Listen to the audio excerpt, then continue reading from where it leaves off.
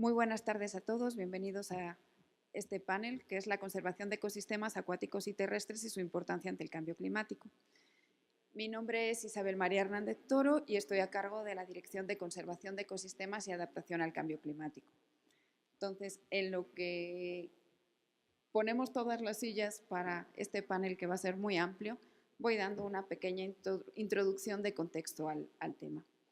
Y es, ¿quién ha oído hablar de cambio climático? En realidad, todos los días escuchamos noticias referentes al fenómeno y sobre todo a sus efectos. La Tierra se calienta, llueve donde antes no lo hacía, cambian los patrones climáticos, los hielos se derriten y aumenta el nivel del mar. Sabemos que el cambio climático tiene una fuerte relación con las actividades humanas. Se ha observado que en los últimos años las concentraciones atmosféricas de dióxido de carbono, metano y óxido nitroso han aumentado a niveles sin precedentes. Según el IPCC, los océanos han absorbido alrededor del 30% del dióxido de carbono antropógeno emitido, provocando la acidificación. El cambio climático provoca afectaciones económicas, sociales y ambientales. Dentro de las ambientales pues, se encuentran las afectaciones a lo que son nuestros ecosistemas. A fin de analizar qué nos puede parar el futuro, se han llevado a cabo diferentes proyecciones bajo escenarios de cambio climático. Los resultados para México están incluidos en la Sexta Comunicación Nacional, que es lo que hemos venido viendo a lo largo de estos días. ¿Qué es lo que nos dicen estas proyecciones? Bueno, el bosque de coníferas, las selvas húmedas, la vegetación halófila e hidrófila podría disminuir su área de distribución potencial, mientras que las selvas secas podrían aumentarla. En el altiplano mexicano es donde se proyecta una mayor pérdida de condiciones aptas para las especies actuales. En cuanto a las zonas bioclimáticas, los resultados nos dicen que aquellas que tienen mayores requerimientos de humedad reducen su superficie, mientras que aquellas que tienen, las que tienen menores requerimientos de humedad aumentan su superficie, mientras que las que tienen mayores requerimientos disminuyen. En lo referente a las costas y el territorio insular, las islas mexicanas más afectadas por el aumento del nivel del mar se localizan en la región del Golfo de México y el Mar de Caribe. Entre un 1% y un 3,8% de la superficie insular nacional quedaría sumergida bajo el mar en estos escenarios de incrementos del nivel del mar a 1 metro y a 5 metros respectivamente. También es en estas áreas del Caribe y del Golfo de México donde se presenta una mayor vulnerabilidad al cambio climático en las especies de importancia pesquera. Entonces, ante todo esto, ¿qué es lo que se puede hacer? Y tenemos dos respuestas. Una se centra en las causas, ¿no? Las dos respuestas son complementarias. Una centrada en las causas, que sería la mitigación. Entonces, esa es la intervención humana a fin de reducir las fuentes de gases de efecto invernadero o a potenciar los sumideros. La otra se centra en las consecuencias, que es la adaptación y sería el proceso de ajuste al clima real o proyectado y a sus efectos. Entonces, para ahondar en todos estos temas en referencia a los ecosistemas, pues es este panel.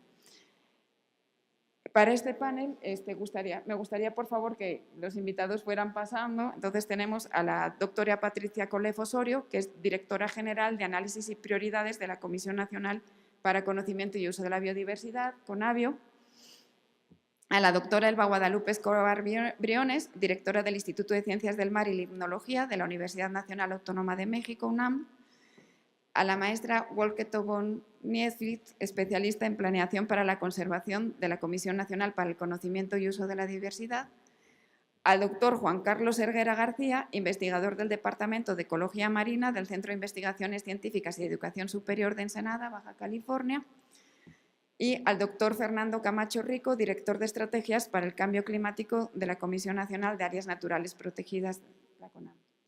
Entonces, como ven, este panel es muy amplio y en realidad la idea es que esto sea una plática entre amigos más que una presentación. Entonces, bienvenidos, muchísimas gracias a todos por estar aquí, por participar con nosotros. Y bueno, les quiero hacer, para empezar, una primera pregunta, ahí les voy a llevar luego el micrófono, que es ¿cómo se ven afectados los ecosistemas, tanto terrestres como acuáticos, por este cambio climático? ¿Quién quiere empezar? ¿Doctora?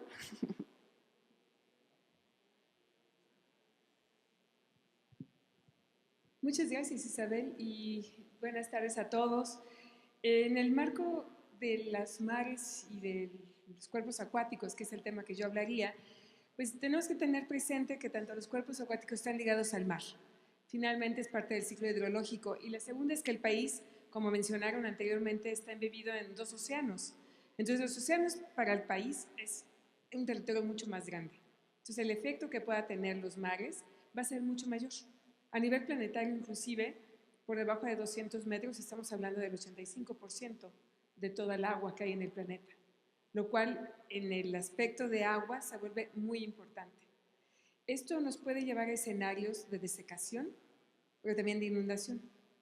Y los efectos, particularmente si hablamos de la diversidad biológica, pues va a estar incidido principalmente en cambios de temperatura, de oxígeno, de pH y de alimento principalmente. No quisiera hablar de más cosas para darle la oportunidad a mis colegas también de hablar. Entonces, no sé, se lo pasamos aquí a... Muchas gracias, buenas tardes. Yo creo que en este problema complejo donde los ecosistemas lo son por sí mismos, tenemos que tener en cuenta algo que está ocurriendo además del tema del cambio climático, y esto es el contexto en que estamos viviendo el cambio climático. Podríamos pensar, tú hiciste un excelente resumen hablando de que ecosistemas quizá de montaña alcanzan su límite, muchos ecosistemas como tal o especies no van a tener a dónde migrar más una vez que siga el aumento de temperatura, y por eso los hace muy sensibles a esta exposición en el cambio climático. Sin duda la parte de las costas y nuestros ecosistemas insulares podríamos perder mucho de ellos, pero yo quiero hablar en este contexto en donde, debido justamente a la degradación que tenemos de nuestros ecosistemas, la recuperación y la resiliencia se hace más difícil. Estamos en un contexto donde la pérdida de los hábitats lleva a dificultar pensar qué les va a pasar a los ecosistemas como si los demás no estuviéramos ahí. Y eso es lo difícil que hace pensar también en todos estos problemas, porque si bien se une, decían hace rato, las emisiones, la contaminación, estamos en ecosistemas, muchos de ellos invadidos por efectos adversos de especies invasoras que incluso se podrían llegar a ver favorecidas, muchas de ellas con cambio climático. Estamos ya con otros cambios de sobreexplotación que también pueden llevar a colapsos en los ecosistemas. Y yo quiero decir, bueno, estos ecosistemas están conformados por comunidades bióticas que seguramente cada especie, cada población va a reaccionar de forma diferente. Y el efecto principal que tenemos ante este problema es el tiempo, la cuestión de la velocidad del cambio climático en la adaptación misma de estos organismos, que ha llevado millones de años de evolución.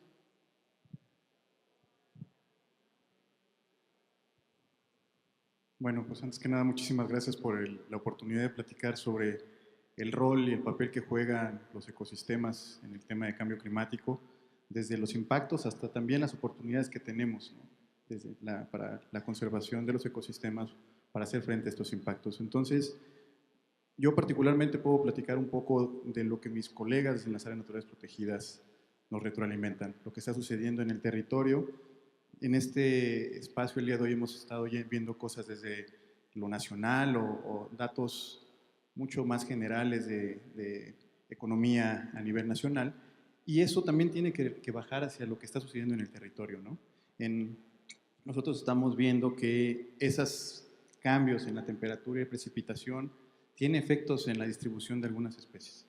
Especies que son normales y que forman parte de los ecosistemas, como por ejemplo los gusanos descortezadores, que forman parte de las comunidades templadas de nuestro país, de los bosques templados de nuestro país, y que al reducirse las noches frías, como también ayer estábamos viendo en algunos de los datos que estaban presentando muchos de los autores, pues tienen impacto en las poblaciones, y estas poblaciones dejan de parar su ciclo de reproducción, y de tener uno al año, de pronto tenemos 3. Y eso ha generado, por ejemplo, que en la región de la Sierra Gorda, en algunas zonas hayan desaparecido los pinos, ¿no?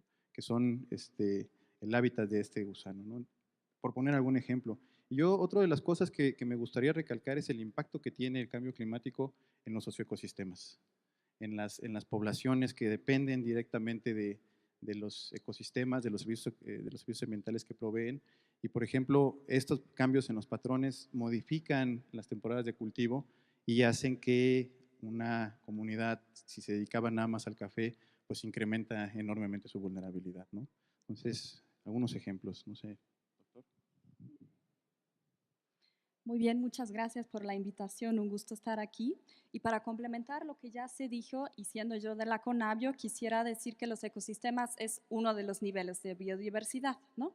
En ese caso, un ejemplo muy específico a nivel de ecosistema es, por ejemplo, los manglares, ¿no? Que son justamente uno de los ecosistemas más amenazados porque están en esta interfaz de marino y terrestre, ¿no? Cuestiones de acidificación, aumento de la salinidad, etcétera, etcétera. Todo eso va a tener un impacto bastante negativo en los ecosistemas.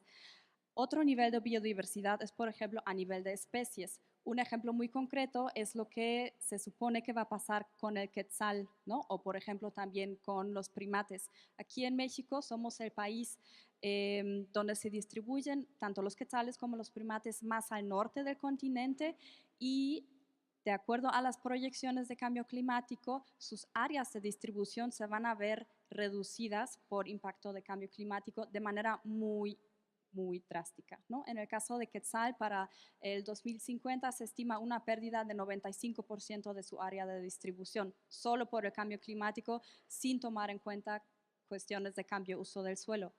Y un tercer nivel de biodiversidad, estaríamos hablando entonces de ecosistemas, especies y genes, es en cuanto a la agrobiodiversidad, que es otro campo de acción que tenemos que tener mucha claridad y atención de lo que va a estar sucediendo ahí. Los patrones de floración y fructificación de, por ejemplo, de maíz o del maguey o todo lo que pudiera ser agrobiodiversidad, claramente van a tener un impacto, como ya dijo bien Fernando, en estos sistemas sociales también, ¿no?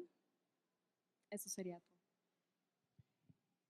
Yo voy a enlazar con, bueno, primero agradecer a Isabel la breve introducción que ha hecho al papel de los océanos con respecto al ciclo del carbono, ¿no? Y su importancia, uno, para secuestrar el carbono que no está en la atmósfera, no está todo el carbono que hemos quemado, hay un tercio que está en el océano y lo estamos viendo, ya lo estamos viendo en muchas de las observaciones que estamos haciendo, lo mismo en el Golfo de México que en el Pacífico. Y por otro lado, no solamente ese papel que ha tenido como banco de carbono, sino también el problema que tenemos ahora es entender a qué velocidad va a seguir capturando carbono.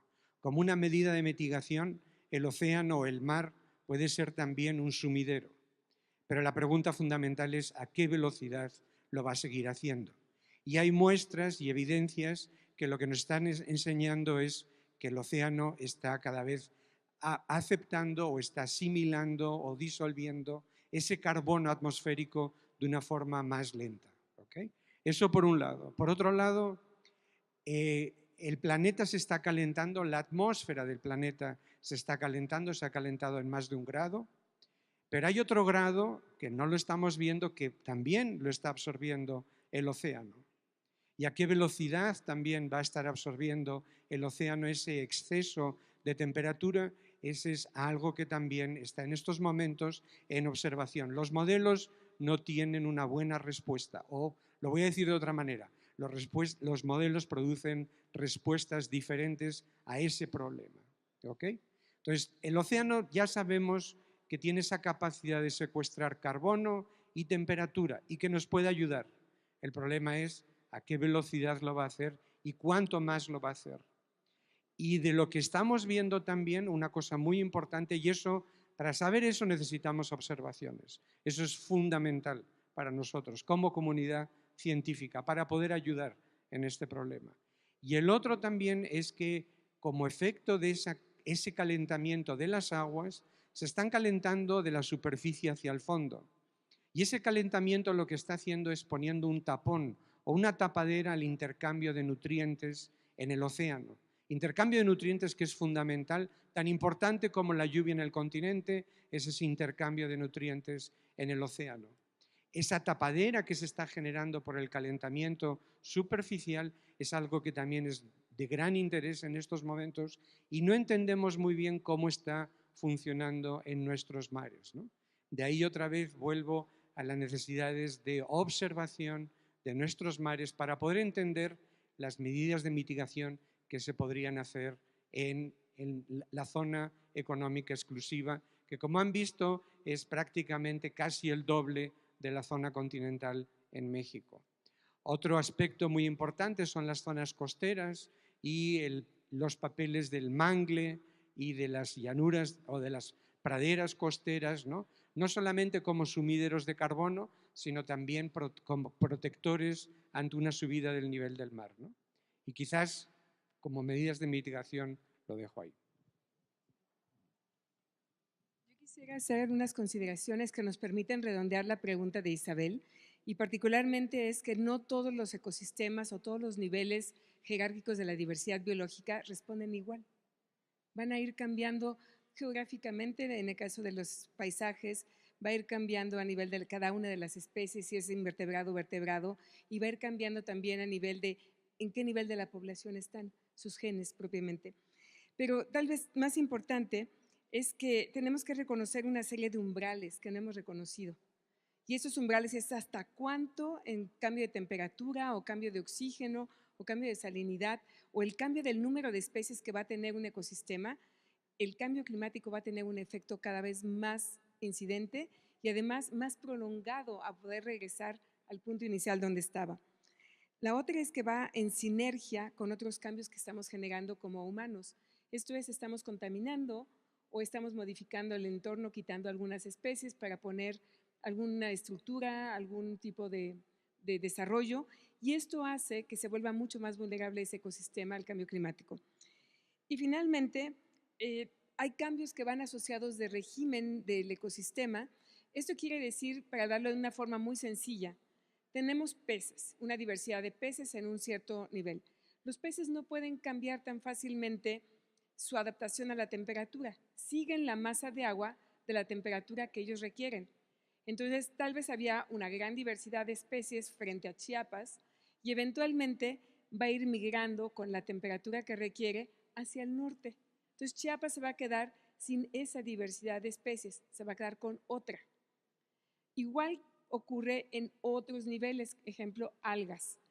Teniendo algas muy fructíferas para las cadenas alimenticias, como mencionaba Juan Carlos, este calentamiento genera que el no tener el acceso a los nutrientes podría generar que solamente persistan algas que usan nitrógeno de la atmósfera, porque el océano y la atmósfera están muy íntimamente ligados y en el cambio climático mucho más. Entonces, ¿qué vamos a tener? A lo mejor algas que son tóxicas, una serie de florecimientos de algas tóxicas que nadie puede usar en la cadena alimenticia y que además a la salud humana le generan un problema. Entonces, esas son las consideraciones que quería yo traer a colación.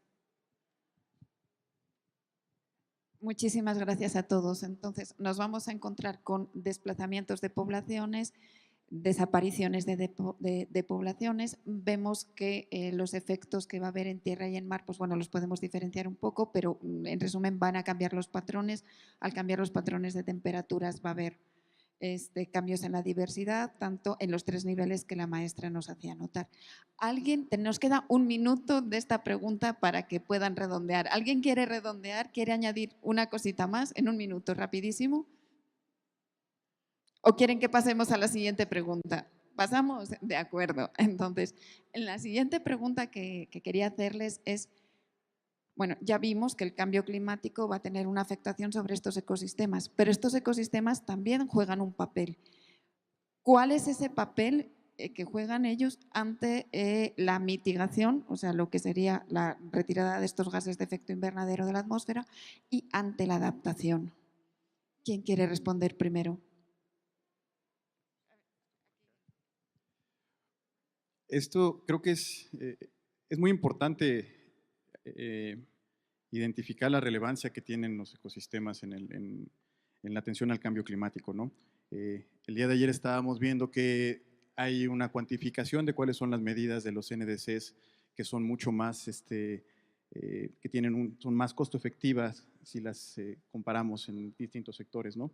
Y por ejemplo, en materia de mitigación aparecía que nuestro sector, el sector de ecosistemas, no era tan relevante, pero yo creo que si lo sumamos el tema de adaptación y de mitigación, el hecho de conservar los ecosistemas se incrementa, ¿no? Hace mucho más relevante. Nosotros desde la Comisión Nacional de Áreas Naturales Protegidas nos hemos dado la tarea de tener datos, porque eso es uno de los temas. Ahorita todo el día hemos estado hablando de datos. La Sexta Comunicación Nacional está basada en recopilación de información que se usa para tomar decisiones, y muchas veces el sector de la conservación le cuesta trabajo tener esos datos para dialogar con otros sectores. Yo creo que es muy importante poder estar aquí sentados con distintos tomadores de decisión de otros sectores que puedan estar compartiendo esta información. Por ejemplo, nosotros necesitamos datos para hablar con el sector turismo, ¿no? Hablar de cuál es la importancia que tiene para el sector pesquero las áreas naturales protegidas de nuestro país.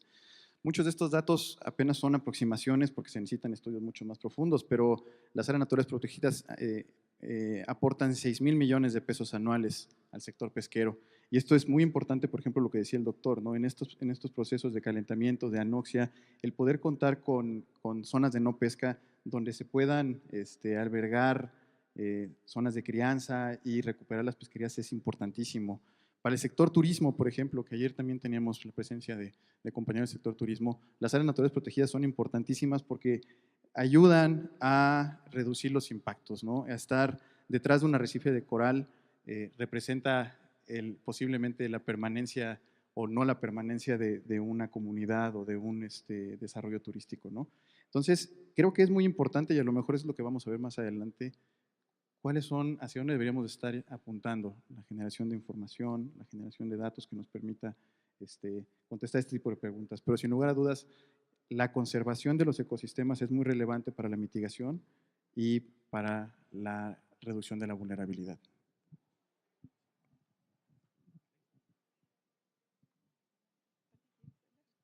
Ok, dicen que yo hable, pero bueno. Realmente yo lo que quería era resaltar un poco lo de las áreas naturales protegidas, en el sentido de que son pues, zonas donde tenemos una gran diversidad. Nos dan refugios para la diversidad biológica, y lo que es importante es considerar que no deben ser fijas a lo largo del tiempo, puesto que el cambio climático también va a incidir en ellas. Entonces tenemos que ir poco a poco con adquisición de datos y reconociendo hacia dónde vamos a ir moviendo esta red de áreas naturales protegidas que nos siga teniendo el mismo papel y la misma función, porque sin ese papel no van a servir como áreas naturales protegidas. Entonces, en ese sentido, considero que el vínculo que pueda haber con el conocimiento tradicional, con el conocimiento que tengamos de la ciencia en diferentes mecanismos, sensores remotos, cruceros y otros más, de una forma conjunta, además con los usuarios de las áreas protegidas, nos va a permitir en un momento dado ir avanzando en conocer qué es lo que vamos a tener a futuro, ir conociendo estos escenarios. Yo considero que aquí el tener datos de largo plazo, de largo aliento, que nos permiten hacer modelos mucho más robustos, con escenarios más claros de qué es lo que va a pasar en el océano, nos va a permitir tener un mejor diseño de mantener la diversidad biológica que tiene el país.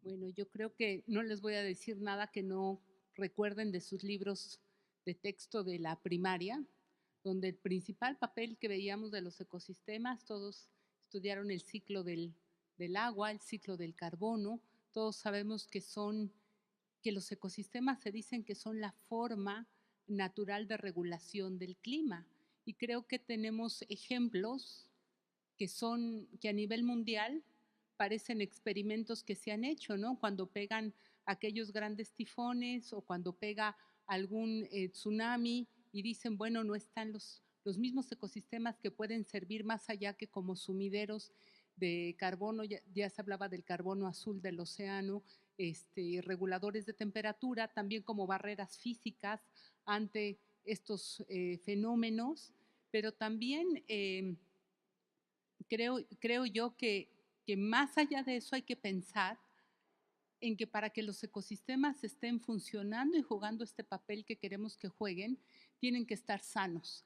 Hace rato que se daba un ejemplo de que pues en el en este planeta ha habido épocas quizá con una gran concentración ya de CO2 y podemos pensar que por eso había esa biomasa tan exuberante en el Jurásico, ¿verdad? Las plantas haciendo lo que tenían que hacer y los animales creciendo, y sabemos que hay un riesgo, el riesgo más grande es para nosotros quizá como especie. Hace rato hablaban de vamos a quitar el CO2 y a lo mejor se está pensando en innovación tecnológica, lo cual es muy válido, pero las plantas y el océano juegan ese papel realmente. Lo que tenemos que hacer es cuidar mejor los ecosistemas que tenemos y no dejar a las áreas protegidas aisladas, sino dentro de una matriz, en un paisaje donde se permita esa conectividad de estos paisajes, ¿no? Entonces, los ecosistemas por sí mismos, si los tenemos degradados, vuelvo a insistir, si perdemos el suelo, perdemos justamente esta matriz donde se puede recuperar la vegetación. Y hay que pensar que si bien una plantación forestal puede servir para absorber ese carbono, si no tenemos a las especies en todo ese ciclo de vida, con estos movimientos de muchas especies se pueden mover más fácil plagas, y si no llegan las especies migratorias que se comen estas plagas, estamos teniendo alteraciones, o si ya no tenemos las colonias de primates que ramonean y dispersan las semillas, necesitamos el ciclo completo, necesitamos tener a los depredadores, no solamente pensar estas opciones que son muy bonitas y yo las aplaudo en ciudades de barreras verdes, creo que nos tienen que ayudar a educar que afuera de las ciudades y cercano a las ciudades debemos mantener esos ecosistemas que son nuestros captadores de agua, nuestras fábricas de agua, nuestros reguladores que absorben ese CO2, y que necesitamos vivir en una matriz de paisaje, quizá pensar que en la parte urbana hay que poner límites a las ciudades y hay que tener suficientes áreas verdes, y sobre todo en la parte de los ecosistemas naturales que nos queda, mantenerlos lo más saludables posibles.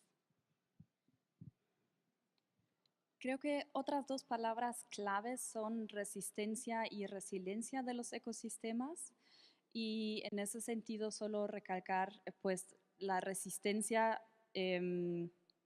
es justamente esta capacidad de los ecosistemas de resistir todos los cambios, y la adaptación o la capacidad de adaptarse, ¿no? Esto sería como llamas en el término de resiliencia de los ecosistemas. Y uno de los investigadores, me estoy refiriendo a Alexander von Humboldt, quien hace más de 200 años estuvo transitando por aquí, él ya había visto el papel de los ecosistemas ante las cuestiones de cambio climático. Y esto es como muy fácil de ver hoy en día también en cualquier, digamos, cuenca, ¿no? Se deforestan, los bosques están cuenca arriba, entonces ya no hay estabilidad de suelo, ya no, los árboles que están ahí ya no hacen la función de, digamos, que la lluvia no llegue directamente a los suelos, entonces se erosionan los suelos, se deslava todo el cerro, abajo se hace una inundación, cuenca baja, ¿no? Y pues esto claramente se ve aumentado con las condiciones microclimáticas, ¿no? Entonces, esto es una cosa que ya se veía hace más de 200 años, y desde entonces estaba claro lo que iba a suceder si no se ponía atención ante estos aumentos de temperatura y los efectos sinérgicos junto con la deforestación. Sí, agregar a esto algo que hemos aprendido también del registro geológico. El planeta ha tenido varias extinciones, y extinciones masivas, donde prácticamente ha desaparecido toda la fauna y toda la flora, ¿no? Y el planeta ha vuelto, la biología sobre el planeta ha vuelto a hacer experimentos y ha vuelto a repoblar el planeta de vida. Entonces, una cosa que nos tiene que quedar claro es que este cambio climático que estamos empezando a vivir, ¿no? O ya se ha empezado a vivir hace unas décadas, nos va a afectar a nosotros, ¿no? Y lo han dejado muy claro hoy en día los economistas, ¿no? Es a la sociedad humana a la que realmente nos va a impactar. El planeta puede ocuparse de sí mismo. Otra cosa es que no nos guste hacia dónde evolucione el planeta una vez que hayamos extinguido muchas de las especies actuales. Eso es otro problema, pero el planeta va a seguir viviendo, hagamos lo que le hagamos. Somos nosotros los que vamos a estar afectados. Y lo que más nos preocupa como científicos es la velocidad a la que le estamos imprimiendo el cambio. No tenemos, o sea, así como tenemos ejemplos de cuando el planeta tenía el doble de CO2 que hay en estos momentos en la atmósfera, o 480 partes por millón, eso es apenas 3 millones de años.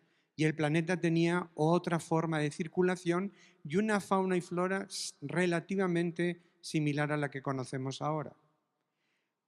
Pero el problema que estamos viendo es a la velocidad que estamos imprimiéndole al cambio. Y cómo se va a adaptar o cómo nos vamos a adaptar precisamente ese cambio, ¿no? Y ahí es donde viene el sentido de urgencia que de esta mañana prácticamente muchos de los presentadores, ¿no?, han estado imprimiendo, ¿no? La urgencia que existe por parar o por frenar este acelerón que le estamos dando al planeta, ¿no? Sobre todo por nosotros, no por el planeta. El planeta se puede ocupar de sí mismo. Pero volviendo a las medidas de mitigación, creo que es muy importante que sobre todo hablando del mar y de los medios costeros, ¿no?, las zonas naturales protegidas, los mangles, o sea, preservar los mangles porque es nuestra primera defensa frente a la subida del nivel del mar. Y no solo eso, sino también como son sumideros de carbono. Las lagunas costeras, las praderas de pastos marinos son muy importantes también como sumideros.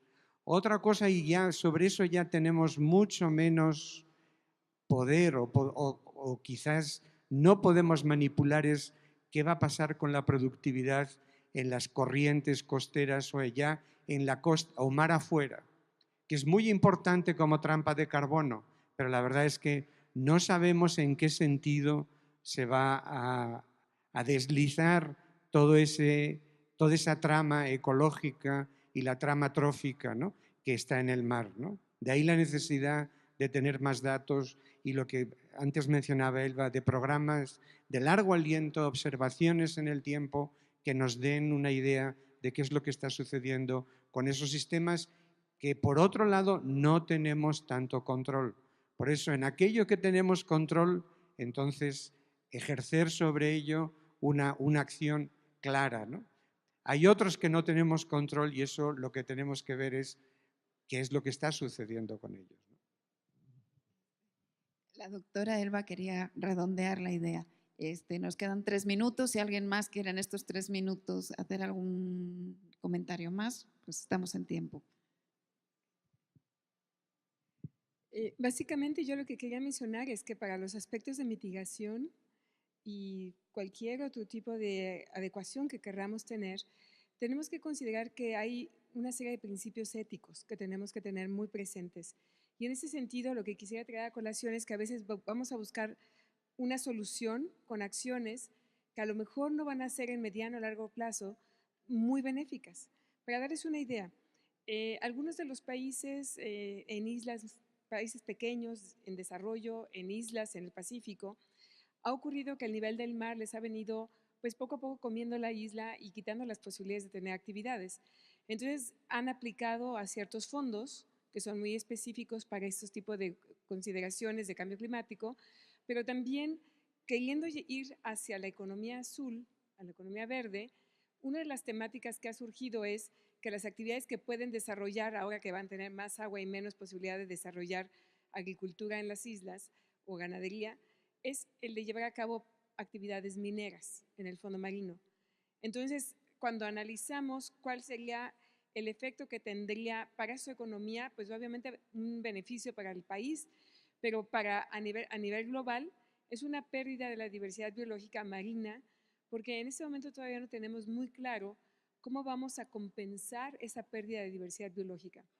Se mencionaba anteriormente que la presencia de la diversidad biológica, tanto en ecosistemas terrestres como acuáticos, epicontinentales como marinos, es fundamental para este proceso de resiliencia, de poder regresar a las condiciones y a poder resolver el cambio climático en el marco de la diversidad sin perder los servicios que le da la humanidad. Entonces, cuando perdemos diversidad biológica por una acción distinta, sí es un tema ético que tenemos que analizar. Es un tema que como comunidades en los países, como poblaciones, tenemos que definir hacia dónde queremos ir y qué debemos hacer. Entonces, ante todo, tener muy presente que las acciones que tomemos tienen una reverberación a lo largo del tiempo y en ese sentido tenemos que actuar éticamente, evitar perder diversidad biológica y siempre ver por el bienestar de la humanidad, en su salud y en los servicios que va a recibir del ecosistema.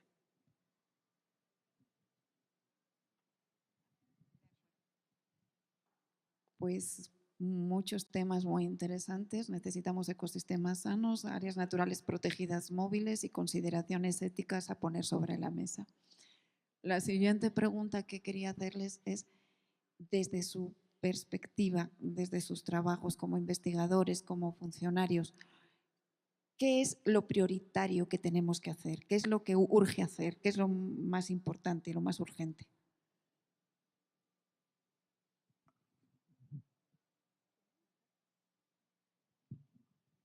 Bueno, por estar en este lugar, ¿verdad? Voy. Pero yo creo que hoy más que nunca, concuerdo con los investigadores que han dicho que necesitamos tener más investigación, más datos, pero de verdad tenemos suficiente también un cuerpo de capacidades en diferentes instituciones en todo el país, universidades, que nos hacen pensar que tenemos capacidad de tomar decisiones más inteligentes en el largo plazo y no solamente pensar en ciertos modelos de desarrollo, porque el cambio climático, así nosotros en México cumplamos esta meta comprometida de reducir al 50% o de mañana dejar todos nuestros autos y reducir a mucho más, si China o si otro país decide que no, que va a crecer a cualquier lugar, vamos a seguir sufriendo el cambio climático, no va a haber muro que podamos poner o barrera que nos aísle de otras decisiones. Por eso se le llama cambio climático global, porque creo que ahí el trabajo de convencimiento de ver todos nuestra casa como planeta es sumamente relevante, pero podemos tomar decisiones mucho más inteligentes en torno a nuestros ecosistemas y en lugar de seguirlos usando con esta visión de minería de hace 4 siglos o 5 siglos o de seguir explotando y después saber quién viene y cómo lo compone con cierta tecnología, hoy más que nunca tenemos que decidir cómo cuidar los ecosistemas que siguen estando en buen estado de conservación, cómo recuperar muchos de estos ecosistemas degradados y que tienen una diversidad única.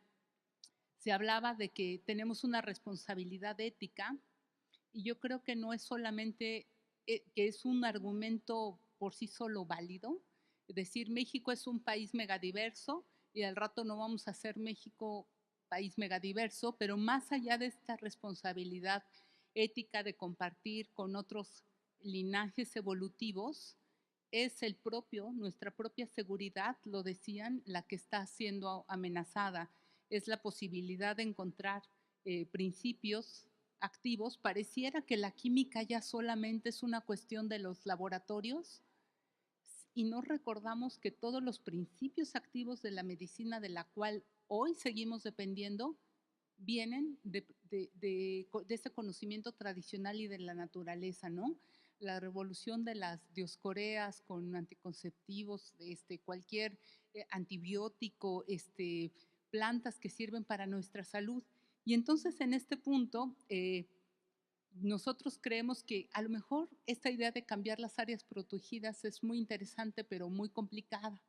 Entonces estamos trabajando con CONAMP, con el INEC, con PNUD, con muchos investigadores, pensando en cómo diseñar estos corredores que van a permitir que estas áreas protegidas sigan conectando, cómo pensar en un paisaje donde podemos tener todavía esas zonas que tienen que ser prioritarias para buscar estos conectores tanto climáticos como desde el punto de vista del paisaje y de las especies para mantenerlos. Y a lo mejor algunas las vamos a tener que perder. Ha sido una desgracia, creo, ver en nuestra generación la extinción de muchas especies. Pero esto nos debería hacer reflexionar a este cambio de cultura en un problema que es global, pero donde personalmente cada uno puede tomar decisiones que, que sí cuentan y que sí ayudan. Y este cambio de cultura, pues ya es una revolución generacional que hoy creo que estamos viviendo. Yo hace muchos años decía, yo veo bicicletas en otras ciudades, pero no lo voy a ver aquí. Aquí va a ser imposible. Y hoy lo vamos viendo. Y yo creo que este cambio en el consumo también que vamos teniendo y en fijarnos metas para el bienestar en el largo plazo y no como si fuéramos a vivir como Matusalén 1000 años. No sé para qué hay gente que quiere dinero como para las 10 generaciones que siguen.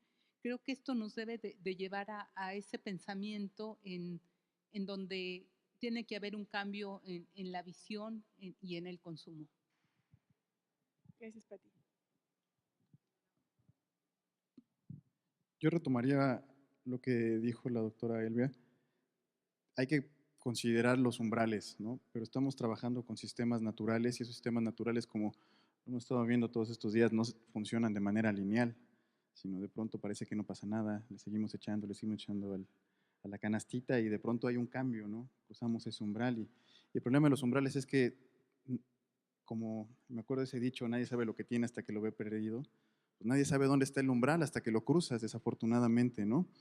Entonces creo que por eso sí, sin lugar a dudas, una parte muy importante es contar con información traducida hacia los tomadores de decisión, ¿no?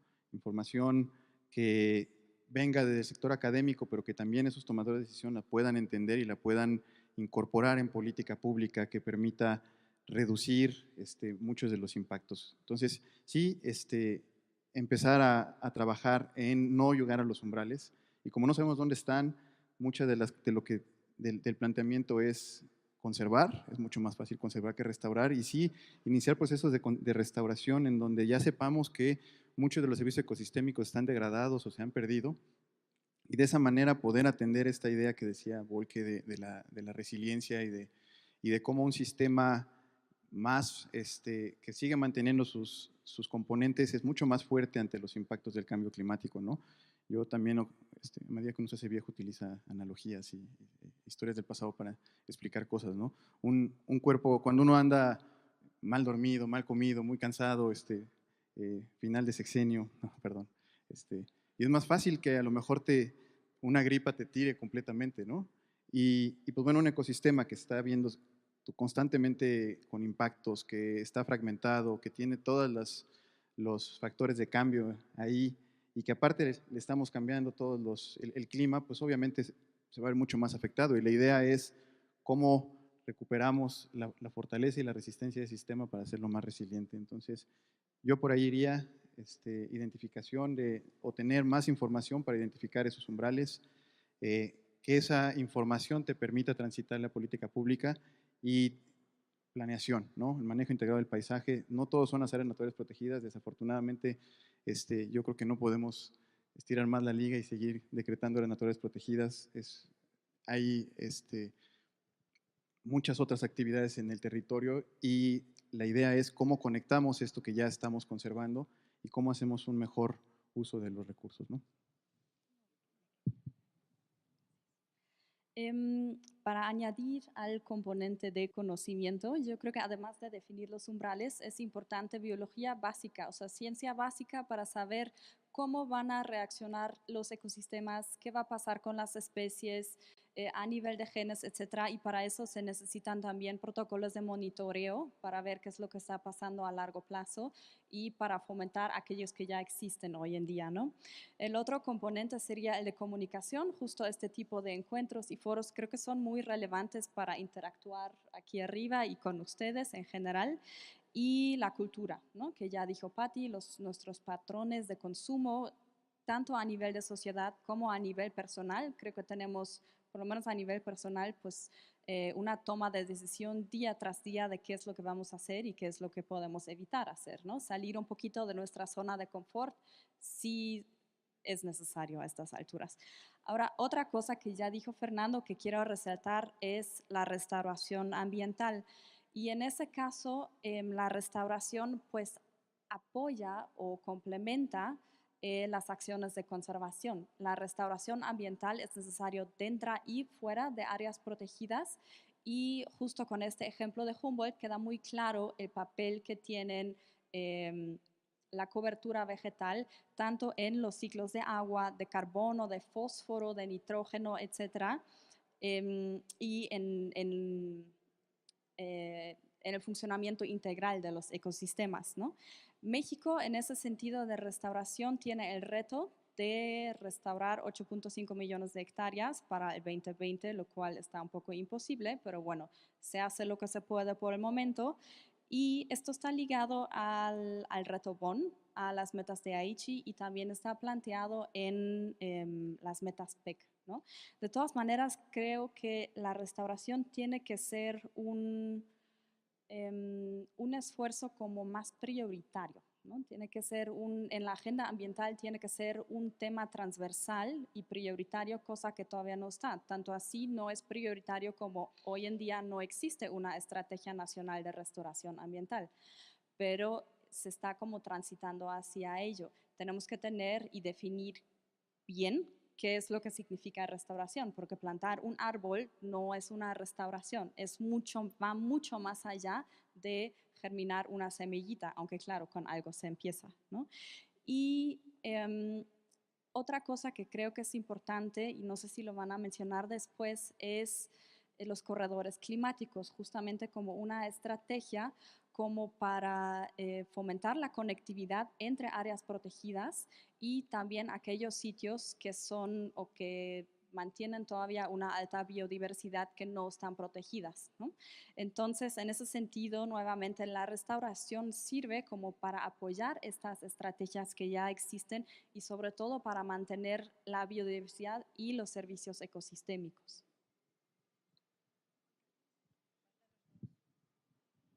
Los marinos.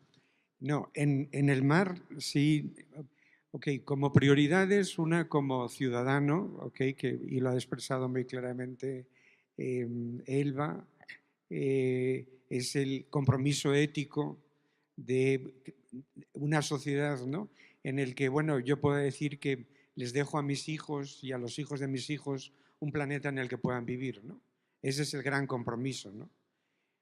Pero eso es a nivel personal. A nivel científico, yo lo que puedo decir es que en cuanto al mar, ¿no? Lo que sí que necesitamos son precisamente observaciones para entender dónde están esos umbrales. Lo mismo para los corales. Sabemos que un planeta con 2 grados más de temperatura o 1 grado más de lo que hay en estos momentos, sabemos que los corales ya hemos acabado con ellos, ¿no? O sea, hagamos lo que hagamos, los replantemos, los cambiemos de sitio. Sabemos que 2 grados ya es un umbral que le va a aniquilar a todo a lo que conocemos la cobertura coralina actual en el planeta, ¿no? Entonces, conocer estos umbrales es muy importante. Quizás no lo conocemos de otros muchos organismos, ¿no? Y esa es una de las cosas que todavía necesitamos conocer, de cómo el umbral de temperatura, de la acidificación, como la acidificación que va mano con el calentamiento, porque es el dióxido de carbono el que está recalentando el planeta, ese dióxido de carbono en el mar está acidificando la superficie y al mismo tiempo está alterando la forma en que calcifican ciertos organismos y está alterando la red trófica. En estos momentos no sabemos exactamente cuál es el impacto de esa alteración, ¿ok? Y eso es, creo que un tema pendiente y muy candente en estos momentos, ¿no? Otro, entender cómo ese calentamiento va a estratificar el mar y va a impedir la inyección de nutrientes, ¿no?, necesaria para que la vida sobre el mar, ¿no? Y en la zona costera la prioridad es entender la dinámica de los mangles y de las praderas, ¿no? Yo lo que sí que veo es que a nivel científico todavía hay muchas cosas por comprender. Eso no quiere decir que no podamos hacer cosas, deberíamos de estar haciendo cosas en términos de conservación y de restauración, sobre todo en la costa. Mar abierto ya es más difícil, y la pesca. La pesca es otro gran tema, ¿no?, que está descuidado porque todavía desconocemos también sus patrones de agregación. Y ahora estoy hablando de la pesca pelágica, ¿no?, la pesca del mar azul, ¿no? Con eso yo termino. A mí me parece que la temática justamente que mencionaba Volker, de poder buscar en la restauración una medida de incorporación nuevamente de especies, es muy importante. Pero hay que tener muy presente, y ahí sí voy a disentir un poquito de Volker, es que hay ecosistemas en donde ya no podemos hacer restauración.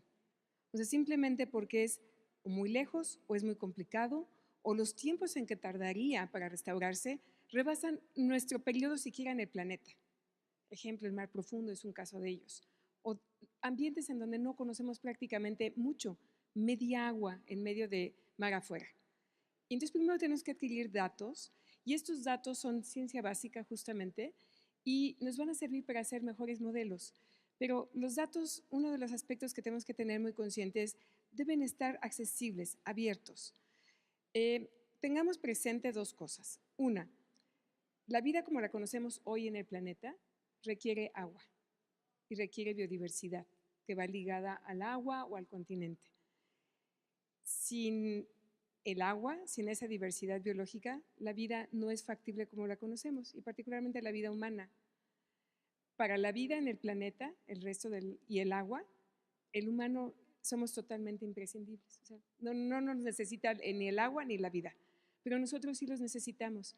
Entonces considero que es muy importante hacer un esfuerzo, ahora sí, comunitario, un esfuerzo de integración de muchos componentes de la industria, componentes de los sectores, de la investigación, de la misma población, para, en un esfuerzo conjunto, educarnos, saber hacia dónde debemos ir con el cambio climático y apoyar de una forma coordinada e integrada. Porque de otra forma los esfuerzos son independientes o estamos esperando que alguien los haga. Un ejemplo de ellos es el monitoreo. ¿A quién le corresponde? Que esa es una pregunta que se va a quedar en la mesa. ¿A quién le corresponde hacer el monitoreo? ¿A la investigación o le corresponde al gobierno y los sectores? Porque finalmente tenemos que dar un seguimiento de mediano a largo plazo y tener con esto una idea hacia dónde se está moviendo. Entonces, ¿qué tenemos que contemplar? Que la misma población no somos iguales y que a lo mejor mujeres tenemos unas necesidades distintas por estos bienes y que tenemos una influencia distinta del cambio climático. Entonces, y participamos de una forma distinta ante cómo responder al cambio climático. Entonces tenemos que integrar cuestiones de género, cuestiones de personas distintas de edad, niños responden distinto a personas viejas, y tenemos que contemplarlo en esos escenarios de cambio climático. Gracias. Bueno, pues igual han sido muchos temas. Necesitamos ciencia básica, necesitamos conocer nuestras estructuras sociales ante el cambio climático, necesitamos conservar, restaurar, necesitamos un cambio cultural. Yo con gusto me quedaría otras 2 horas hablando con este panel, pero me están diciendo que ya se nos acabó el tiempo incluso de preguntas.